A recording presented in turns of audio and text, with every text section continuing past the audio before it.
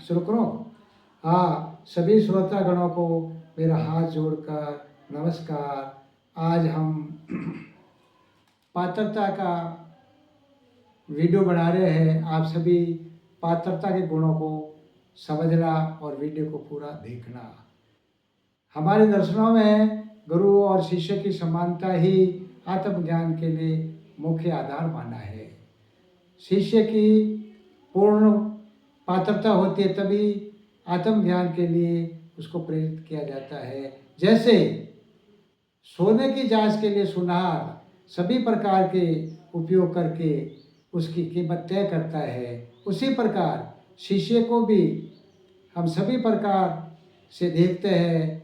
जैसे खान पान कैसा है, आहार विहार कैसा है, और सेवा भाव कैसा है, और काम करने का जो हौसला है वो कैसा है, वो सबके साथ कैसा रहता है, इन सब विषयों के ऊपर, सब ये गुणों के ऊपर ध्यान देकर उसी को फिर हम अपना कर अपने आत्मबोध की तरफ ले जाते हैं। इसी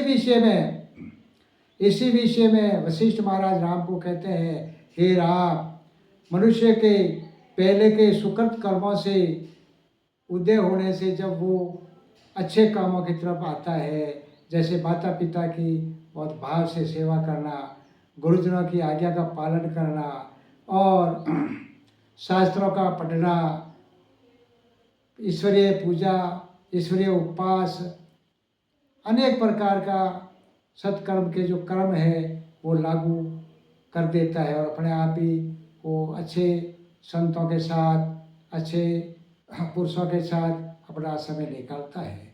जब कोई संत महात्मा कहते हैं कि भाई मनुष्य के जीवन में अशुभ कर्म तभी कर सकते हैं जो अच्छे गुरु मिलते हैं, तो उसको ये भाव आ जाता है कि मुझे भी अच्छे गुरु की ज़रूरत है, और गुरु के बिना ज्ञान होवे नहीं, कर्म कटे नहीं, ये जगत का बंधन यूं का यूं रहेगा। तो वो गुरु की तलाश में, गुरु की खोज में तड़पता है, बार बार देखता है मुझे कोई अच्छा गुरु मिले। लेकिन कुदरती योगवश उनको एक अच्छे गुरु आके मिलते हैं, तो वो बड़े खुश होते हैं। गुरु को ऊंचे आसन पर बिठाकर, गुरु को ऊंचे आसन के ऊपर बिठाकर हाथ जोड़कर सामने बैठते हैं और नम्रता से कहते हैं, गुरुदेव, मुझे बहुत ज्ञान की प्यास थी और मैं आप जैसे महापुरुषों की यही खोज कर रहा था, कभी आप पधारो और हमें ज्ञान दो और हमारे जो जगत बंधन तोड़ाओ। इसलिए मैं आपको गुरु के रूप में स्वीकार करता हूँ, आप भी मुझे शिष्य के रूप में स्वीकार करो, और मेरा जो ये भाव है उसको पूर्ण करो और मुझे ज्ञान दो, मुझे बंधन से टालो। तो बंधन का नाम लेते ही गुरु जी कहते हैं कि भाई तुमको आत्मज्ञान नहीं होता जब तक तुम्हारे बंधन कोई कट नहीं सकते हैं। ईश्वरीय पूजा, सेवा, ध्यान, आरती, ये सब जगत की माया को देने वाले हैं, लेकिन अपने आप के कर्म तो गुरु ही काट देंगे। और गुरु ही कब काटेंगे कि जब तुम्हारे में पूर्ण पात्रता आ जाएगी, तुम्हारे में अहमता, ममता, आसक्ति ऐसे भाव बिल्कुल विकृत हो जाएंगे, और आप गुरु के चरणों में गदगद होकर पड़ जाओगे, और पूरा जीवन आप समर्पित भाव से गुरु के वचनों से आप रहोगे, तो आपको कहीं फायदा होगा। ऐसे बहुत सारे जन जिज्ञासु जो गुरु के लिए तड़प रहे हैं, दौड़ रहे हैं, रात दिन प्रयत्न कर रहे हैं, लेकिन ये बहुत ऊंचा पद है, करोड़ों में कोई को नसीब होता है। इसलिए हे शिष्या, तू पहला पात्रता का परिचय दे और पात्रता की परीक्षा दे, और फिर बाद में हम उस मार्ग के ऊपर चलेंगे। तो पात्रता के बिना आत्मज्ञान नहीं मिल सकता, और आत्मज्ञान के बिना जगत का बंधन नहीं मिट सकता। इसलिए तुम पहले अपनी पात्रता का परिचय दो। आपको तन मन धन सभी समर्पित करके जगत से विरक्त होके गुरु के आदेश के अनुसार चलना होगा, और ऐसे आगे कई चले, और कई पुरुषों का उद्धार हुआ है, उसका हम शास्त्र पढ़े हैं, शास्त्रों में उसका निवेदन है। इसलिए आप भी उसी प्रकार चलो। मैं एक आपको ऐसी एक कथा कहता हूँ जो सुखदेव जी वेद व्यास जी के पुत्र थे। वो सुमेरु पर्वत के ऊपर अपने पिता के पास सभी वेदों का अध्ययन किया, सभी शास्त्रों का पठन किया, और हर प्रकार से वो निपुण हुए, और फिर भी वेद व्यास जी को जगत के बारे में बार बार पूछते हैं कि प्रभु ये विश्वाडंबर क्या है। तो सुखदेव जी को ज्ञान हो गया, इस ज्ञान का पता नहीं चला कि मुझे पिताजी ने सब ज्ञान दे दिया। फिर भी बार बार शंका करने से वेद व्यास जी कहते हैं कि सुखदेव की भ्रांति का निवारण नहीं हुआ है, इसलिए इन्हें जनकपुरी भेजना जरूरी है। तो वेद व्यास जी सुखदेव जी को कहते हैं कि तुम जाओ राजा जनक की नगरी में जाओ, और जनक ही तुम्हें तुम्हारी संशय का निवारण करेगा, ये भ्रांति का निवारण करेगा और आपको ब्रह्म का उपदेश देगा।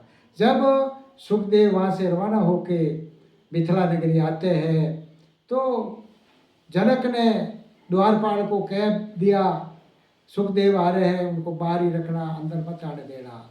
तो द्वारपाल ने सुखदेव जी को बोला भाई आपके लिए अंदर जाना मना है, आप यहीं ठहरो। तो सुखदेव जी 7 दिन तक मैं द्वार पे ही रहे। 7 दिन के बाद में राजा जनक ने अंतपुर में बुलाया, भाई सुखदेव जी को यह बुलाओ अंतपुर में। जब अंतपुर में वो आए तो 7 दिन वो अंतपुर में रह गए।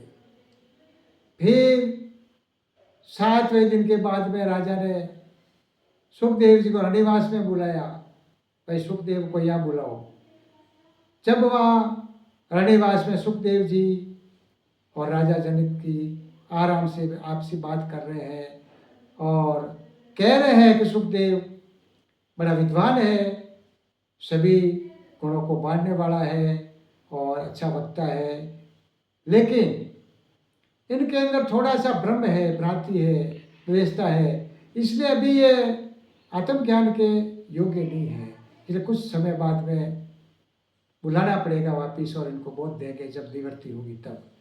तो रानी कहती है कि राजन ये सुखदेव जी बड़े महान पुरुष है, आज कितने दिन हो गए लेकिन इनके मन में बिल्कुल हलचल नहीं आई, इनका संतोष और धैर्य समुद्र के तरह है जुगाजू है, इसलिए प्रभु इनको विलंब ना करो और इनको आत्मबोध दो।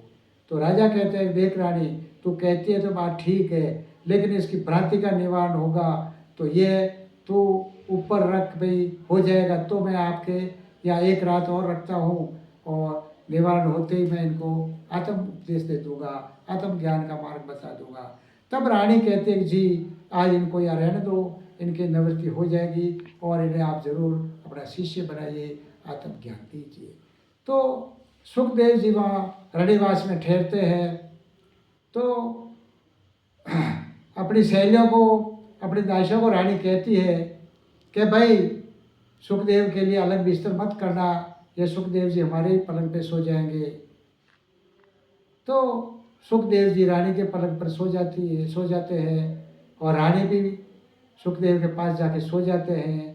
लेकिन मध्यरात्रि तक रानी देखती है कि सुखदेव एक ही करवट में भयभीत हुआ चुपचाप सोया है।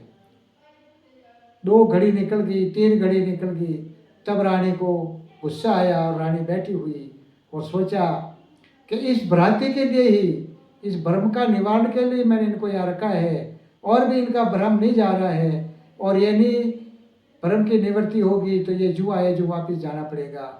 इसलिए उन्होंने गुस्सा करके सुखदेव को एक लात लगाई। सुखदेव पलंग से कुछ दूर जाके नीचे गिरे और घबराए हुए बोले माता माता माता मेरे से क्या गलती हुई माता, क्षमा करो क्षमा करो। जब रानी जी कहते हैं देख तू माता माता माता कह रहा है, लेकिन माँ और पुत्र कैसे सोते हैं, माँ और पुत्र कैसे सोते हैं, पुत्र का हाथ माँ पे आवे तो कोई भ्रम नहीं, संशय नहीं, और माँ का हाथ पुत्र पे जाए तो कोई संशय नहीं, कोई भ्रम नहीं, और तुम चुपचाप क्यों सोए हो, इस भ्रांति का निवारण नहीं होगा, तुमको वापस जाना पड़ेगा।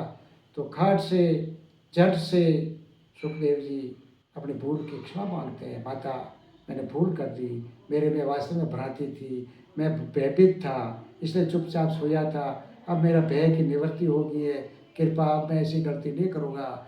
जब रानी जी सुबह राजा जनक को सौंप देते हैं कि लो ये सुखदेव बिल्कुल साफ क्लियर भ्रांति निवार हो गया है, अब आप इसको ब्रह्म का उपदेश दीजिए, आत्म का बोध दीजिए। इसी प्रकार राजा ने फिर सुखदेव जी को ब्रह्म ज्ञान दिया और वो एक इतने महान पुरुष बन गए सुखदेव जी, जो आज तक उनकी कथा हम करते रहते हैं।